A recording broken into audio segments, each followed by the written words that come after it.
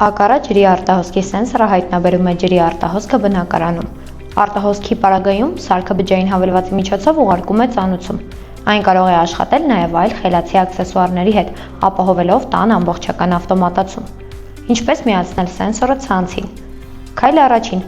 բացեք ակառա հոմ հավելվածը։ Սեղմեք գումարման նշանը, մուտք գործելով ավելացնել սարք էջ։ Քայլ 2.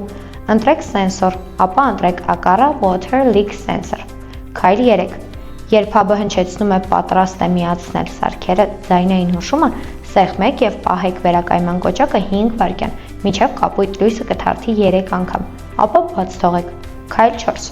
Եթե լսում եք հաբի ձայնային հուշումը, սարքը միացված է, նշանակում է աքսեսուարը հաջողությամբ միացվել է ցանցին։ Միացնելուց հետո կարող եք տեսնել աքսեսուարի վիճակը ակառա հոմ կամ Apple Home հավելվածներում։ Փորձարկում. Սեղմեք վերակայման կոճակային վայրում, որտեղ ցանկանում եք տեղադրել սենսորը։ Եթե հաբը հնչեցնում է ձայնային հուշում, նորմալ կապը հաստատված է, ապա աքսեսուարը հաջողությամբ համակցված է հաբի հետ։ Տեղադրում. Տարբերակ առաջին. Տեղադրեք սենսորը անմիջապես այն մակերևույթին, որտեղ պետք է մոնիտորինգ իրականացնել։ Տարբերակ 2.